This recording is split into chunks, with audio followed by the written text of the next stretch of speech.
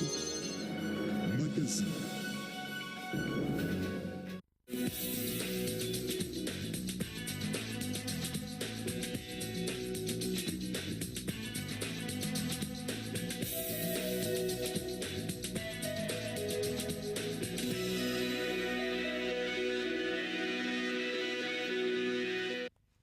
Messieurs et dames, fidèles téléspectateurs, bienvenue dans votre magazine Le Parleur, qui est un magazine qui passe sur les antennes des Héros Télévision à pareille heure. Et c'est pour les comptes des hommes de la science, pourquoi pas les hommes du micro, aussi les hommes politiques, les chercheurs, la société civile. Nous recevons ici toutes les tendances. Chacun donne son point de vue sur l'actualité au niveau national, au niveau provincial, pourquoi pas au niveau local. Je reçois sur ce plateau Monsieur Eliezer Kaputa, qui est journaliste à la radio Lampadaire, à qui j'ai dit bienvenue Monsieur Eliezer. Merci beaucoup, Monsieur Bigas, et surtout je suis très honoré d'être invité aujourd'hui dans cette très grande émission de la ville qui est Les Parleurs. Merci. Vous serez opposé à Maître Joël, vous êtes membre de l'Union Sacrée, proche du maire de la ville de Likasi.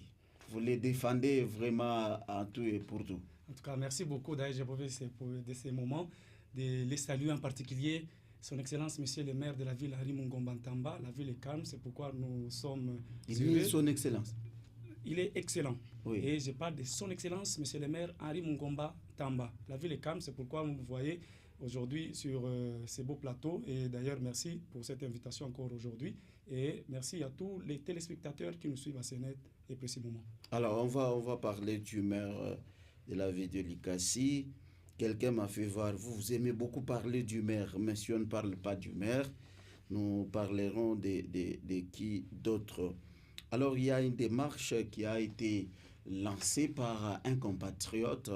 Il s'agit bel et bien, c'est ça d'ailleurs la première thématique, la démarche de Maître Justin qui est là, qui est président d'un parti politique, mais qui était aussi le challenger de Jacques Aboula comme gouverneur.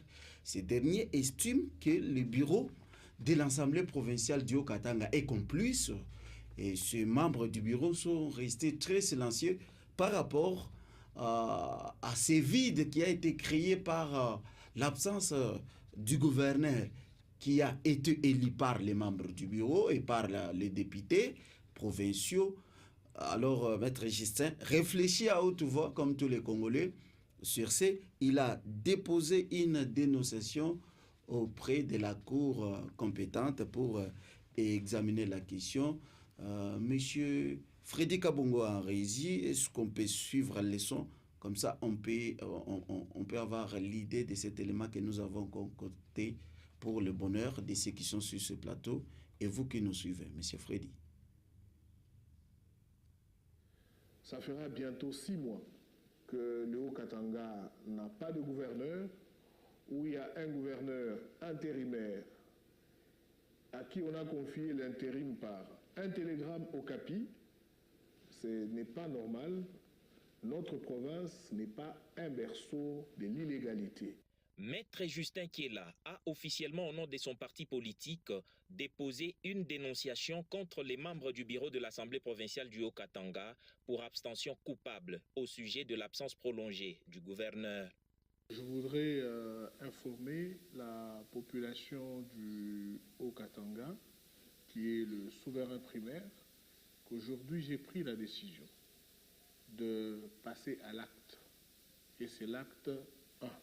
Cet acte déposé au niveau du parquet général du Haut-Katanga vise la vice-présidente Liliane Komba, les rapporteurs David Kitondo, les rapporteurs adjoints Samuel Kilolo et les questeurs Ahmed Moukouna. C'est inconcevable qu'après 7 mois, qui ne pose aucun acte. Et les présidents ayant son juge naturel? Le président de l'Assemblée provinciale a son juge naturel à la Cour de cassation. Et pendant que je vous parle, une autre dénonciation de ces mêmes actes, de la même nature, a été déposée contre et dénoncer le président de l'Assemblée provinciale du Haut-Katanga au parquet crée la cassation. Procédure respectée, le président du Vent d'Avenir explique que la démarche de son parti est un combat juridique et politique pour le retour à l'ordre institutionnel à la tête du Haut-Katanga. Ma démarche n'est pas vraiment socio-culturelle ou sociale, non. Ma démarche est purement juridique et politique. Parce que moi, je suis un acteur politique, je ne suis pas un acteur de théâtre. Comme il l'a dit lors de son point de presse tenu à Lubumbashi le lundi 9 février 2026, Maître Justin Kiela confirme que le Vent d'Avenir ira jusqu'au bout pour le bien de la province du Haut-Katanga. Connaissant la loi, sachant que personne n'est au-dessus de la loi, sachant aussi que le chef de l'État n'a envoyé personne violer la loi, j'irai jusqu'au bout, jusqu'à ce que les choses se remettent dans l'ordre. Homme politique, homme scientifique, Maître Justin Kiela, qui est aussi président d'un grand parti politique en RDC, les Vents d'Avenir. À Likasi, nous sommes en train de saluer Maître Ramès Nkoulou, qui nous suit quelque part. C'était son autorité morale qui y réfléchissait et qui a déclenché vraiment une réflexion qui invite tous les Congolais et les Haut-Katangais à s'y pencher. Maître Joël, vous venez de suivre votre aîné, Maître Justin, qui est aussi un candidat malheureux gouverneur, qui dit il réfléchit à haute voix, l'Assemblée provinciale, les membres doivent expliquer aux Katangais ce vide qui a été créé depuis le départ de Jacques Aboula. D'abord, la démarche. Comment vous trouvez cette démarche? En tout cas, merci beaucoup. Avant que je puisse parler, je profite de ce moment pour parler de Maître Justin Kiela. Oui. Avant de parler, vraiment, comme il est le président d'un grand parti politique, Vent d'Avenir, je salue en passant d'abord un ami bien, un camarade très bien, M. Ramès, le Mangoufouli, j'aime bien l'appeler comme ça. Oui. Je le salue en passant parce que... Tous de l'Union sacrée. Tous de l'Union sacrée, oui, mais vous savez, cette fois-là, je préfère garder ma casquette en tant que juriste. Oui. Vous savez, la démarche menée par Maître Justin Kiela, un aîné que je respecte très bien et que j'aime, mais la démarche n'est pas bonne, premièrement. Pourquoi? Il est en train de parler de l'abstention coupable. Il est en train de poursuivre les membres du bureau de l'Assemblée provinciale pour abstention coupable. Alors, vous savez très bien, cette infraction qu'il est en train de poursuivre les membres du bureau de l'Assemblée provinciale du Haut-Katanga, excepté le président, parce que lui a son juge naturel, la Cour de cassation, où il dépose sa plainte devant le parquet général pour abstention coupable. Cependant, l'abstention coupable, vous savez très bien que c'est le fait de ne pas intervenir pour empêcher un crime ou un délit pendant que vous aviez toute la possibilité, de faire quoi? D'empêcher. Alors, au regard des effets, vous savez que lorsqu'on veut poursuivre une personne en justice, on cherche à savoir, avez-vous la qualité, premièrement, et deuxièmement, avez-vous l'intérêt dans ce que vous voulez poursuivre la personne? Parce qu'ici, si nous entrons du point de vue juridique, messieurs... Le dossier est vide. Le dossier, non seulement que le dossier est vide, vous allez conclure à la fin avec moi si le dossier est vide ou si le dossier n'est pas vide. Parce qu'avec Maître Justin qui est là, vous savez, il est en train de poser ses actes du point de vue politique, premièrement. Je ne sais pas, je ne vais pas parler qu'il s'agit du buzz où il va apparaître politiquement parlant. Mais si nous rentrons maintenant, juridiquement parlant, il n'a pas qualité, il n'a pas d'intérêt dans ces dossiers pour poursuivre les membres du bureau de l'Assemblée provinciale du Haut-Katanga. Parce que si nous allons, premièrement, du point de vue juridique, poser la question à la Constitution de la République démocratique du Congo, va vous répondre que Maître Justin Kiela n'a pas qualité. La Constitution elle-même, en son article 161, nous parle en cas de vacances des gouverneurs.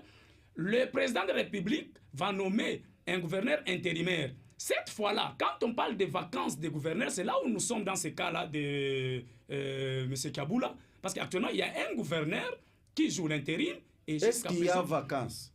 Je vous dis qu'il y a vacances parce que l'intérim en question, la durée de l'intérim, le maximum, c'est 3 mois. 3 mois, lorsque nous sommes à 6 mois déjà, bon, normalement, on doit confirmer l'intérimaire pour soit le nommer d'office gouverneur. Mais comme il est en train de jouer l'intérim, premièrement, Maître Justin qui est là veut juste jouer sa carte, politiquement parlant. Je ne sais pas si c'est pour faire du buzz ou pour encore que son nom circule sur les réseaux sociaux. Maître Justin qui est là, du point de vue juridique, n'a pas qualité de poursuivre les membres du bureau de l'Assemblée provinciale parce que si nous lisons en son article 75 du Code pénal de la République du Congo, c'est là où vous allez comprendre que c'est vrai que l'infraction qu'il est en train de parler ici, de l'obtention coupable, vous comprendrez que cette infraction existe bel et bien en droit pénal congolais. Mais cependant que sur les personnes qu'il est en train de poursuivre, il n'a pas qualité ni intérêt dans ça. Et puis, Dédé, si vous voulez poursuivre les gens, et puis dans cette infraction, il fallait savoir cette fois-là qu'il y a les éléments qui constituent l'infraction en question. Il faut qu'on sache l'élément moral, l'élément matériel et l'élément intentionnel. Oui. Dans cette infraction qu'il est en train de poursuivre les membres du bureau de l'Assemblée provinciale, l'élément moral dans ça, c'est quoi? Il s'évite. L'élément matériel, l'élément intentionnel.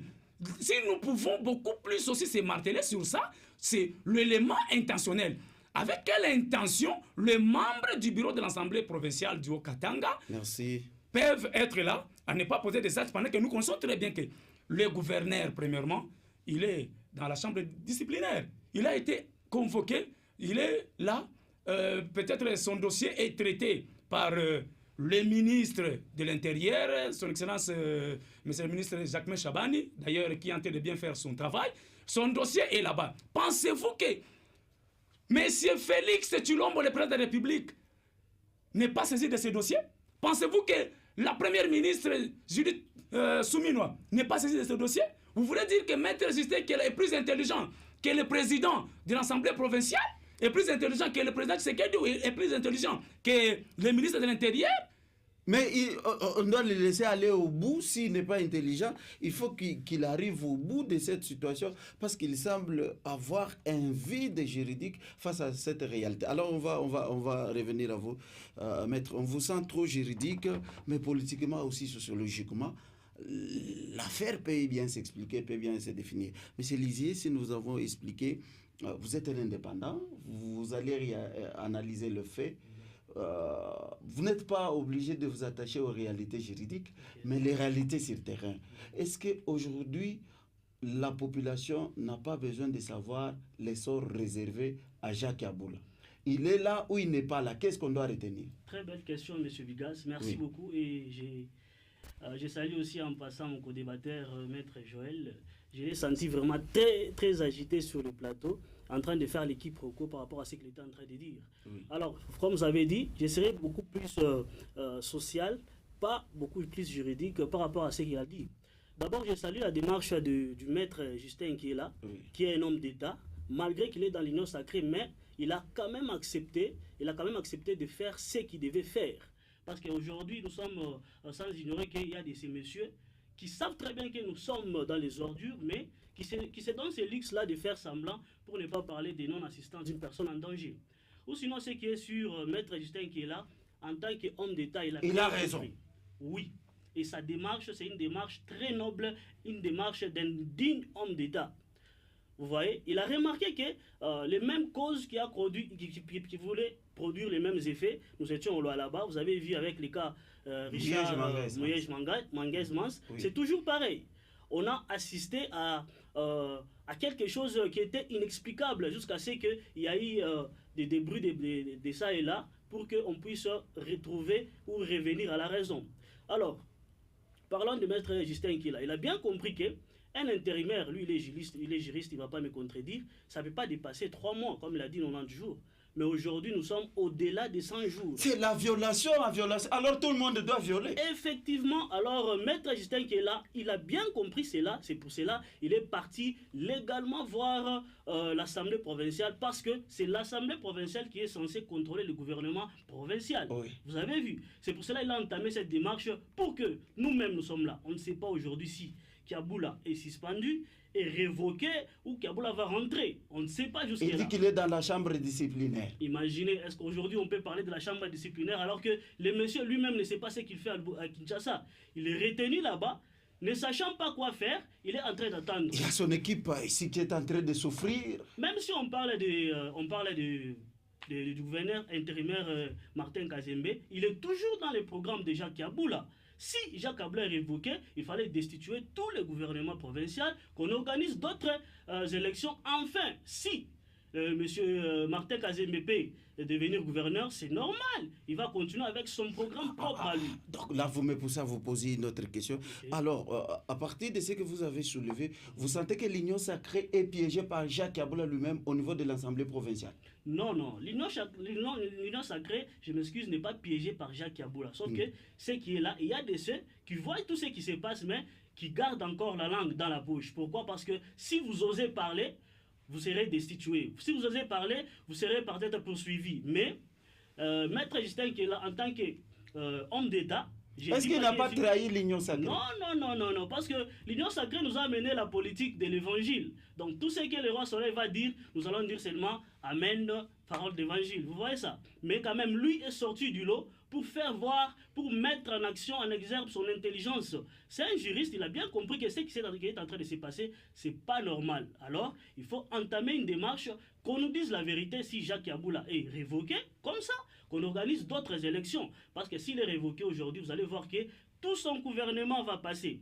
Même Kazembe qui est intérimaire, il va passer et puis on va organiser d'autres élections. Alors si on organisait les élections, c'est quoi la crainte au niveau de l'Union sacrée? C'est que si on organisait les élections, celui qui viendra ne passera pas parce qu'on sait que ARDEV, allié, a aussi un grand nombre, a un poids au niveau de l'Assemblée provinciale. Est-ce que ce n'est pas ça aussi les pièges que l'Union sacrée est en train de craindre? Effectivement, c'est ça même le grand problème dans tout ça.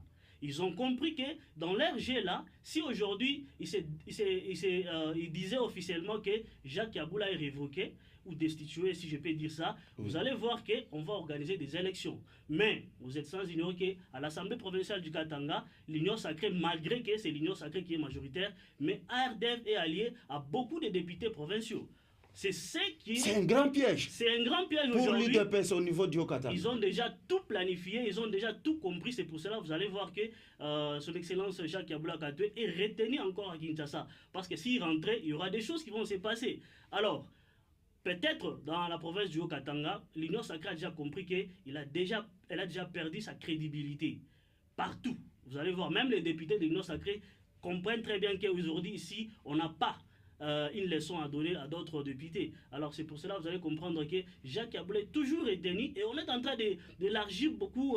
Donc Jacques Kiaboula est toujours aussi retenu, aimé par des députés provinciaux d'aller au Katanga. Quand vous les suivez, vous les côtoyez. Effectivement, M. Vigas, je vais vous dire, son excellent Jacques Kiaboula, c'est un monsieur qui savait beaucoup plus partager d'abord avec les députés et aussi avec la population. Aujourd'hui, contrairement à Kazembe ne partage pas trop. Aujourd'hui, les gens comprennent, et même eux comprennent réellement que le monsieur était beaucoup plus social. Il a bien compris les enjeux de la province du Haut-Katanga. Alors, il a vraiment cultivé, il a gagné la confiance de la population et aussi des députés. Chose grave qu'on n'arrive pas à voir ça chez le gouverneur intérim Martin Kazembe. Il est beaucoup plus focalisé... Sakanya au Katanga. C'est ce que j'allais dire. Oui. J'allais éviter ça, mais je vais le dire comme si vous m'avez dit. Il est beaucoup plus du côté Sakanya. Chez eux là-bas.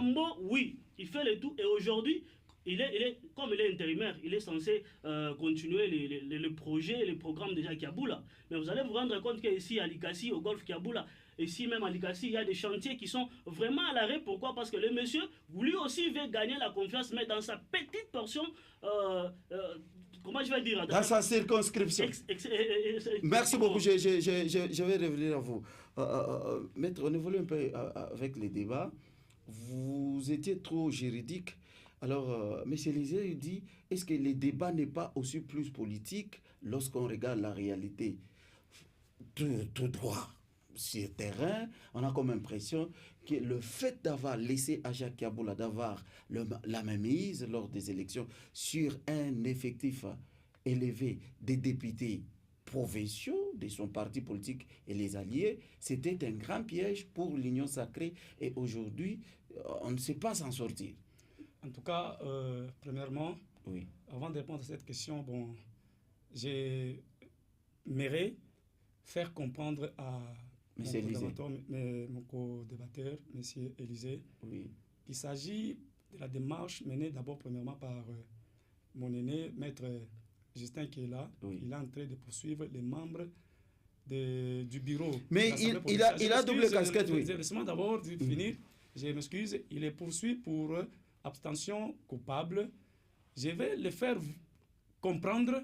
Il s'agit ici, l'abstention coupable, c'est s'abstenir volontairement d'intervenir pour empêcher un crime ou un délit, sachant que vous avez toutes les possibilités. Les membres du bureau n'ont pas de possibilités. Nous devons comprendre, les membres du bureau, je vous dis présentement, les membres du bureau qui l'ont de poursuivre devant le parquet général n'ont pas cette possibilité-là. Ce ne sont pas à leur niveau de proposer ou de faire quoi que ce soit pendant que le dossier n'est pas à leur niveau. Le dossier est au niveau national, le dossier est devant les ministres de tutelle. Je pense que le ministre de l'Intérieur, c'est lui le patron des gouverneurs. Donc, il peut les destituer quand il veut. Ça va passer par l'Assemblée provinciale. C'est lui qui les gère. Oui. C'est lui qui Alors, les gère. quelle est la raison de continuer à garder les assemblées provinciales? Laissez-moi arriver, M. Vigas. Oui. M. Kaboula a été invité à Kinshasa pour raison d'enquête et son dossier est en pleine instruction. Lorsque le dossier est en pleine instruction, on peut réunir tous les éléments. C'est alors que l'instructeur va décider maintenant.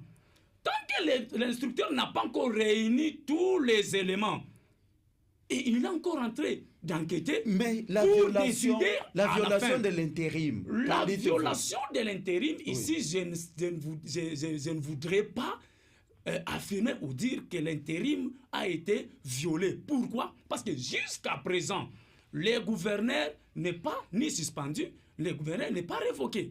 Vous allez comprendre que si le gouverneur déposait sa démission, cette fois-là, on rentre pour dire organisons les élections. Mais ici, le gouverneur n'a pas encore déposé sa démission. Est-ce que si on ne met pas Kaboula dans une position telle qu'il démissionne lui-même, comme vous venez de dire? Mettre Kaboula dans la position de démissionner, ce n'est pas le ministre de l'Intérieur qui va démissionner à la place de Kaboula ou qui va l'imposer à démissionner. C'est à Kaboula, vu les faits, ou vu les faits pour lesquels il est poursuivi, voilà, j'arrive. Les faits pour lesquels il est poursuivi, il va comprendre, non, ces faits ici vont m'amener peut-être à être condamné ou devant n'importe quelle instance. Parce qu'il est justiciable bien sûr de la Cour constitutionnelle. On peut le dire, voilà, cette fois-là. C'est là qui sont compétents, je vais bien souligner pour que vous puissiez comprendre, c'est là qui sont compétents pour maintenant statuer sur le dossier Kaboula.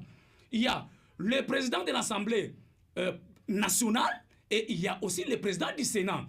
À défaut, l'un des deux qui peut cette fois-là saisir la Cour constitutionnelle pour les cas de Kaboula. Ce n'est pas au niveau du bureau, mais la du bureau de l'Assemblée nationale. En cas le problème n'est pas de la séance parce que jusqu'à présent, Kaboula n'est pas destitué, Kaboula n'est pas révoqué, Kaboula n'a pas démissionné. Donc, l'intérimaire peut faire son travail parce que Kaboula ne s'est pas encore prononcé.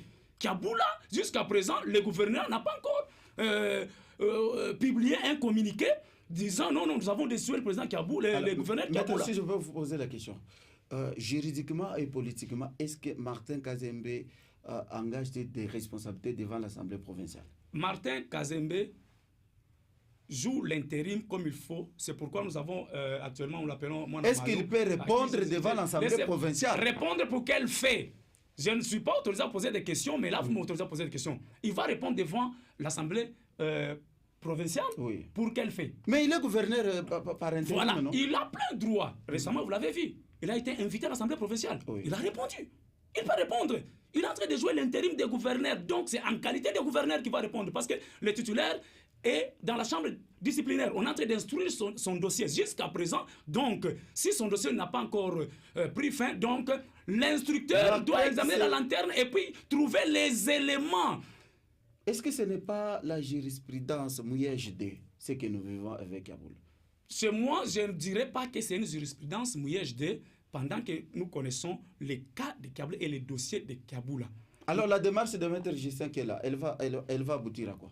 La démarche de Maître Justin qui est là, juridiquement et politiquement, juridiquement parlant, elle n'aboutira pas à un fruit positif parce qu'il n'a pas qualité, ni il n'y a pas d'intérêt dans tout ce qu'il est en train de mener comme démarche. De manière politique. De manière politique, il veut juste, bon, je m'excuse le terme, c'est le populisme qu'il est en train de chercher de manière politique. C'est un homme politique qu'on sait très bien. Il veut aussi vendre son image. Vous savez qu'il était, lui là, était le concurrent de Kaboula. Au gouvernorat, il était candidat gouverneur. Oui, alors je m'excuse, voilà au moins comment il est en train de chercher. Bon, c'est pourquoi je dirais que lui, derrière cette démarche se trouve aussi, se cache son agenda. Parce que lui là, c'est qu'il est en train de chercher, parce qu'il fut le concurrent de Kaboula et aujourd'hui il est en train de poursuivre les membres du bureau de l'Assemblée provinciale pour abstention coupable et lui veut que ces membres du bureau de l'Assemblée provinciale soient invités au parquet général. Même l'avocat général qui recevra ce dossier, peut-être il peut classer ça dans la poubelle parce qu'il ne trouve pas l'intérêt ni qualité. Maître Justin qui est là pour que ces gens soient poursuivis. On va clore ce dossier. La question que je vais vous poser, si jamais il y a un réalisme politique, Kaboul a destitué, il faut qu'on organise les élections avec les membres, les députés provinciaux de la RDV et alliés, qui sont aussi un peu majoritaires, c'est un effectif. Est-ce qu'on va les convaincre facilement? Vraiment, organiser les élections, oui. Si il arrivait que Kaboul soit destitué ou Kaboul a déposé une démission, parce qu'actuellement, Kaboul ne sera pas destitué si de son propre gré, son propre consentement, il peut dire non, je démissionne. Oui. Voilà. C'est tous les gouvernements qui tombent. C'est tous les gouvernements qui tombent. Y compris Manamayo aussi. Je vous dis, non seulement y compris Manamayo, on ne va pas laisser la chaise vide.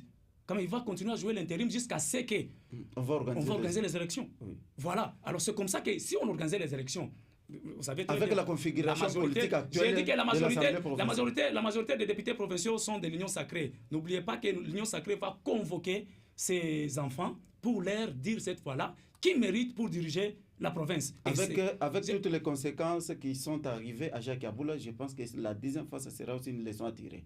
Ça, c'est une leçon à tirer pour, je dirais, je pèse bien mes mots, pour les traîtres politiques.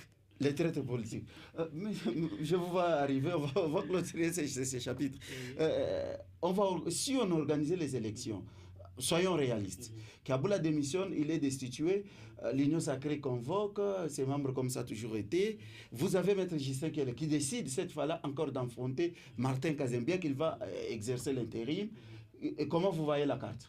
La RDV va s'aligner à ce que Kabouya dira encore, ou la RDV sera libre de faire son choix? Je l'ai dit précédemment, M. Bigas, qu'aujourd'hui l'Union sacrée a déjà perdu toute sa crédibilité.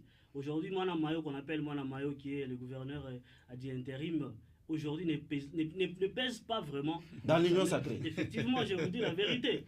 S'il est arrivé là-bas, vous connaissez quelles étaient les procédures. Aujourd'hui, avec la Constitution qui est beaucoup plus violée par les membres de l'Union sacrée, vous avez entendu ce que Maître Joël a dit.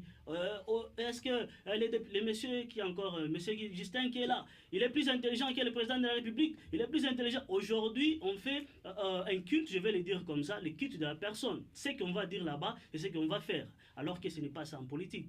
J'ai appris quelque part, on m'avait dit, lorsque la politique entre par la fenêtre, la justice sort par la porte. Je ne sais pas si vous allez me contredire aujourd'hui, si et seulement si l'excellence Jacques Kaboula Katoué démissionné, je vous dis la vérité, l'Union sacrée va perdre sa place ici. Un opposant risque de prendre le pouvoir au niveau de Lubumbashi. Un opposant, je ne pense pas, mais ce qui est sûr, le monsieur qui va postuler, le monsieur qui va passer, va immédiatement quitter l'Union sacrée. Je vous dis la vérité, parce que avec ce qui se passe avec Jacques Kaboula, ce qui s'est passé avec Mouyej, alors ils ont même compris que le jeu que joue l'Union sacrée, c'est un jeu très dangereux. Alors, Aujourd'hui, on dit qu'on a suspendu Jacques Yaboula ou on n'a pas encore révoqué Jacques Yaboula. Il est dans une chambre disciplinaire. Pour vous, c'est déjà une sanction, mais non justifiée. Est-ce que ça peut se faire dans un état de droit? D'abord, ce qui est sûr, M. Martin Kazembe, avec son gouvernement, c'est réputé démissionnaire. Oui. Parce que déjà, après 3 mois, c'est fini. Donc, il y a des choses que Kazembe ne fera, il y a d'actions qu'il ne fera jamais. Il va aller répondre devant l'Assemblée provinciale en tant que qui? Parce que, comme il est intérimaire, il est en train de jouer ou d'assurer les affaires courantes de son titulaire qui est Jacques Yaboula. Oui. Alors, si on l'appelait lui, il va défendre quoi? Il va expliquer quoi? Parce que ce n'est pas lui qui a proposé ou préconisé ces programmes. Alors il va répondre en tant que Jacques Yaboula. Et comme conséquence, la population sera sacrifiée. Et nous, aujourd'hui, nous sommes sacrifiés parce que beaucoup de chantiers qui sont restés inachevés parce que le monsieur en question veut aussi profiter de quelque chose avant que la sentence puisse tomber. Merci beaucoup. On va changer de chapitre, mais avant de changer bien ce chapitre, nous allons encore suivre un élément que va nous proposer Freddy Kabongo en régie. Cette fois-là, nous sommes dans la ville montagneuse de Likasi avec le maire de la ville, Henri Mungo Mantamba. On suit ça. La ville de Likasi a franchi de son administration avec le lancement officiel des nouveaux percepteurs communaux. La cérémonie présidée par le maire de la ville, Henri Mungo Mantamba, marque la volonté des autorités urbaines de renforcer la mobilisation des recettes locales et d'améliorer la gouvernance financière. Dans son allocution, l'autorité urbaine a rappelé que ses agents ont une mission claire, assurer une collecte efficace, transparente et équitable des taxes et des redevances municipales. Selon lui, la mobilisation accrue des ressources propres permettra à la ville de financer ses projets prioritaires, notamment dans la réhabilitation des routes, l'assainissement, l'éclairage public et d'autres infrastructures de base. Vous allez descendre sur le terrain. Vous n'êtes pas les premiers. Avant vous, il y avait. Avec vous, il y a. Quand je fais ça, vous voyez ce que je vous salue. Mais quand on fait ça, ça devient un coup de poing. Je te donne, quand on ne prend pas pendant tout le temps. C'est ça que vous devez faire avec les autres qui sont ici. Faire un corps, faire un. Vous, ceux qui sont ici. Vous étiez habitués à percevoir au nom des associations. Aujourd'hui, vous allez percevoir au nom de la ville et la ville va commencer à vous regarder. Je ne voudrais pas qu'il y ait des cognés par mon Dieu. Nous faisons les mikono, nous faisons les roues, nous faisons les cases. On a obtenu la case. Non, on a obtenu la case. Je vous ai dit la fois passée. De retour sur ce plateau, fidèles téléspectateurs, M. Zidane. Maître Joël, vous venez de suivre là. Nous sommes avec le maire de la ville de Likasi, M. Henri Mungo Mantamba, qui donnait un briefing.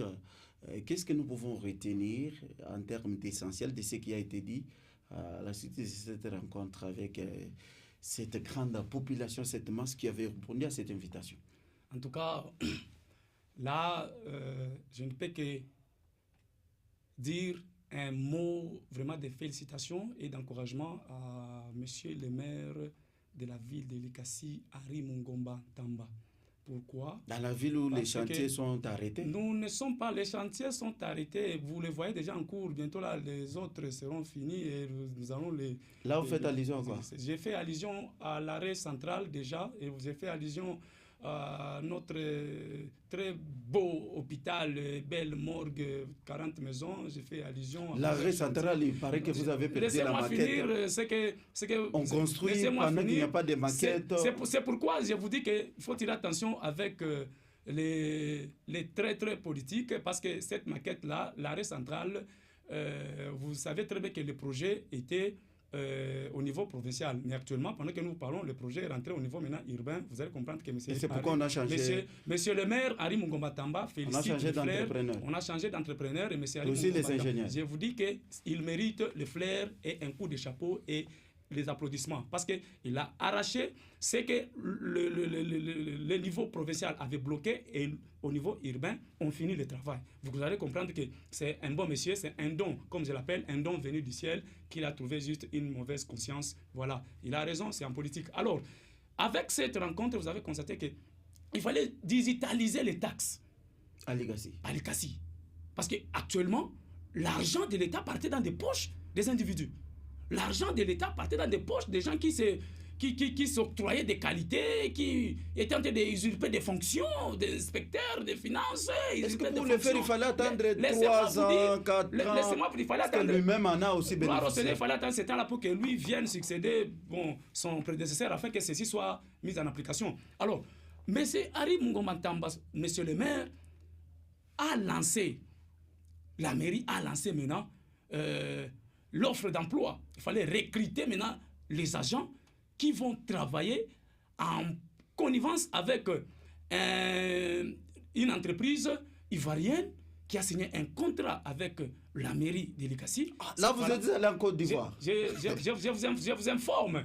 Oui. Je vous informe, c'est pourquoi vous avez vu les images. Vous voyez, devant, il y a des messieurs qui ont des dreads, vous savez, qui sont des Ivoiriens, qui ont signé un contrat.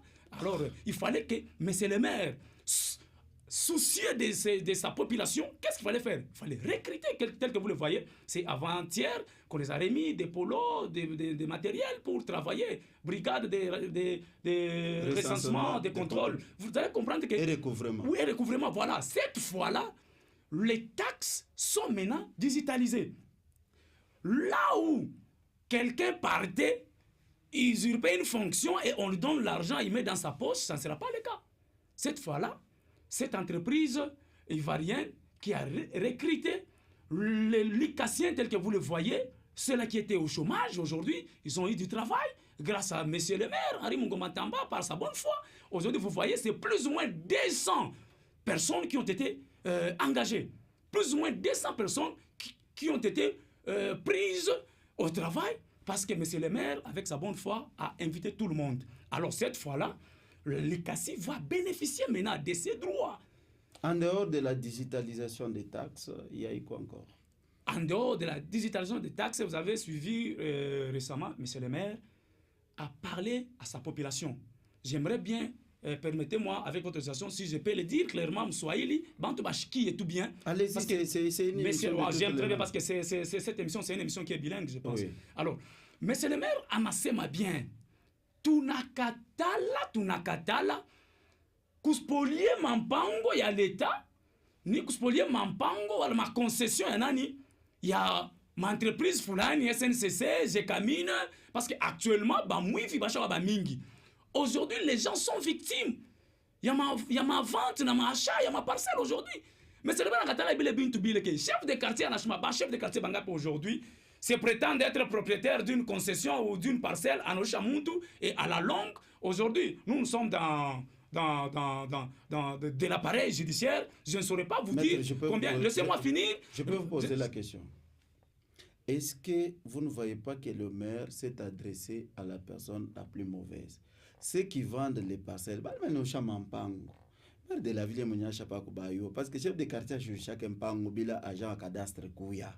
Est-ce que quelque part, ce n'est pas un travail depuis maire de la ville qu'on parle, à chaque bambi, chaque chef de quartier, kani, agent à cadastre, ou le toucha kona banabamba, ou bien nous la mika touboul. Laissez-moi aller trop vite.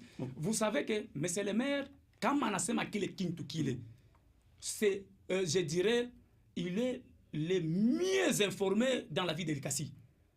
Le maire de la ville est le mieux.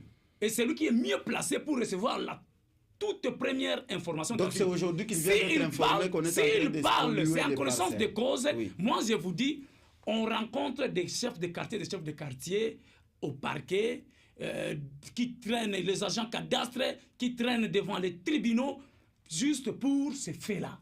Alors cette fois-là, monsieur le maire, en a sopécha, Bantu Bengine, moitié, parce qu'il a bien dit que les services habilités pour vendre, car le sol et le sous-sol appartiennent à l'État congolais, le service habilité, c'est le service de cadastre. Il a dit s'il faut vendre, il faut monter les accords de cadastre, soit il y a titre.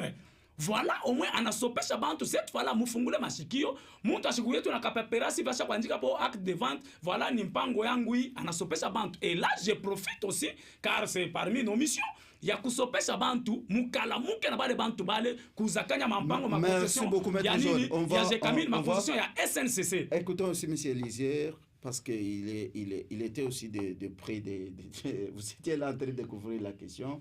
Il y a eu beaucoup d'éléments qui ont été relevés dans cette rencontre, mais les gens se posent des questions. Le maire de la ville de Likasi, est-ce qu'il connaît les priorités? Qu'est-ce qui est prioritaire? Likasi, on a senti un maire de ville fatigué avec des promesses. On les sent fatigués, présentant la soif de partir. Est-ce que les priorités du maire de la ville de Likasi, le maire connaît les priorités à Likasi? Venez de suivre Maître Joël et j'ai dit qu'il fait partie des gens qui communiquent aussi pour lui. Effectivement, M. Bigas, vous allez comprendre qu'il faut faire la divergence entre un manager et un leader. Alors nous, en tant que fils et filles de la ville montagneuse de Likasi, nous sommes en face d'un dirigeant qui ne sait pas ce qu'il est en train de faire. Comme vous allez souligner, c'est un monsieur qui est vraiment fatigué du travail. À son arrivée à la tête de la ville de Likasi, il pensait que peut-être, excusez-moi si je vais mal parler, comme on dirige une paroisse, c'est la même façon qu'on va diriger une très grande identité comme, la ville de Likasi. Alors c'est un monsieur qui ne maîtrise d'abord pas les prérogatives d'un maire de la ville. Vous savez, ça c'est trop fort. C'est pourquoi? Parce que il est en train de faire le quiproquo par rapport à ce qu'il peut faire. Restons dans ce qu'il venait de dire. Qu'est-ce que vous n'avez pas apprécié? Merci beaucoup. Par rapport à ce que nous avons... Il y a la vente, bakujisha bangé, pombe na pita Mulikasi, des staffs. En tout cas, ça, de ce côté-là, il a raison. C'est vous qui dites qu'il a raison, mais je vais commencer d'abord par l'événement qui vient de se passer là-bas. La digitalisation des taxes. Ça vous acclamez. Ce n'est pas un projet initié par le maire de la ville de Likasi, non.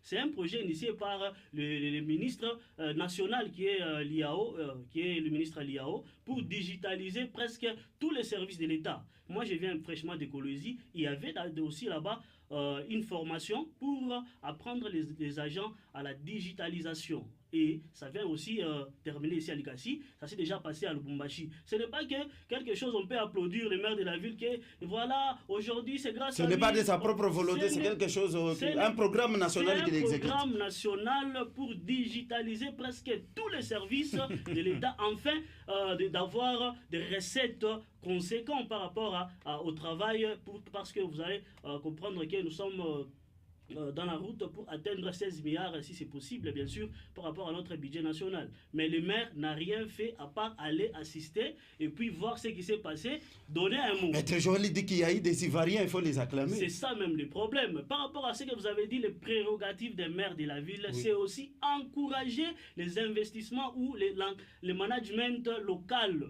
Il fallait comprendre les gens au niveau local. Je vous dis, aujourd'hui, à l'université de Likasi, il y a de ces messieurs qui sortent là-bas, très bien instruites, qui maîtrisent très bien les réseaux, la communication. Pourquoi pas prendre ces jeunes-là, leur donner ces marchés? Nous sommes passés là-bas à la mairie plus d'une fois pour solliciter seulement un marché. Comment maire, ou tu partir au marché, à Tosha Bouchaf, au centre-ville, au Tutangaria, audience Kesho. Mais aujourd'hui, il se félicite. Pourquoi? Le maire a appelé les gens venant de la Côte d'Ivoire pour faire seulement simple digitalisation que même un petit du primaire peut le faire. Vous voyez? Tout ça, c'est quoi? C'est un monsieur... C'est de l'argent qu'on a gaspillé, selon vous. Tout ça, il y a toujours la rétrocommission, il y a ça, il y a ça. Quand on a fait les entreprises, vous allez voir que c'est la cousine du monsieur tel. Oh, c'est la femme du monsieur tel. Vous voyez? Maman Pombe, Bange Banakatala, Pombe Banakatala. Kujisa mampango ya bantu mera nakatala. Ça, il faut acclamer. C'est un régime de victimisation. Donc,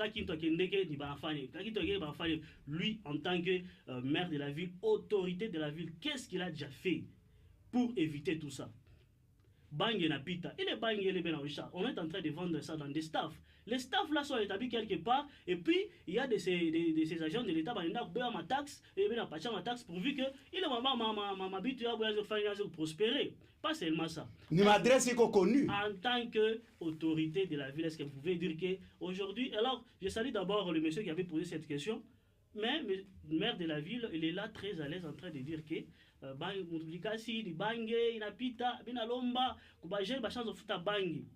je vous dis la vérité. Parce que c'est une mauvaise communication, une mauvaise publicité pour les jeunes de l'ICASI. Maître Joël ne peut pas me contredire. Je vous dis, l'autorité de la ville n'a pas qualité d'interdire à un majeur de prendre l'alcool ou de fumer les chanvres.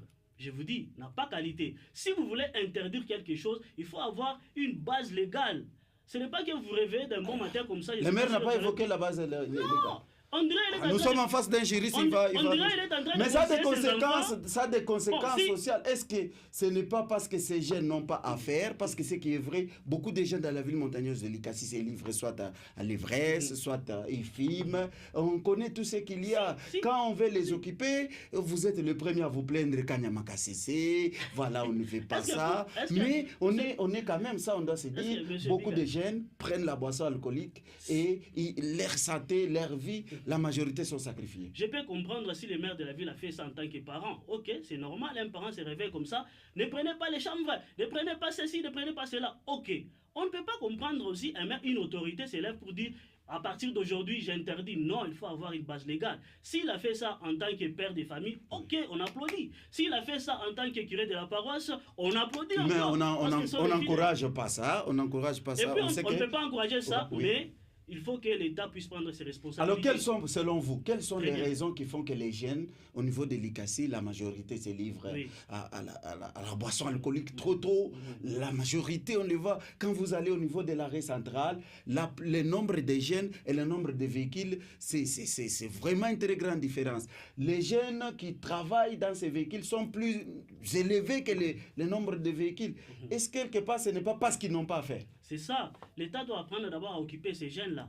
Il faut leur donner quelque chose pour les occuper. Par exemple, vous avez parlé de spoliation des terrains. Aujourd'hui, à l'ICASI, on n'a pas de terrain où on peut organiser des rencontres sportives comme ça. Aujourd'hui, on n'a pas des places où on peut sensibiliser les jeunes. Les jeunes sont livrés à leur triste sort comme ça. Vous allez voir, mais ils sont les premiers. C'est l'État qui a vendu tous ces espaces verts. Si on dit... chef de quartier, le chef de quartier représente l'État. Il représente le maire de la ville, il représente le gouverneur de province, il représente le chef de l'État. Donc c'est l'État qui a vraiment failli à sa mission. C'est pour cela que les jeunes se livrent à faire ça. Mais je n'encourage pas cela. Oui. Je vais demander à la conscience de tout un chacun. On va clôturer l'émission. Maître Joël, vous venez de suivre, il dit l'autorité, s'il a fait ça en tant que père, ça passe. Et aussi cette initiative, ce n'est pas l'initiative au niveau local, c'est un programme au niveau national. Et pourquoi pas prendre un Ivoirien et acclamer pendant qu'on a des chercheurs au niveau des lycées, dans les différentes universités. Je vais aller trop vite. La digitalisation ne coûte pas cher. Je vais aller trop vite. C'est ça le problème que je parle.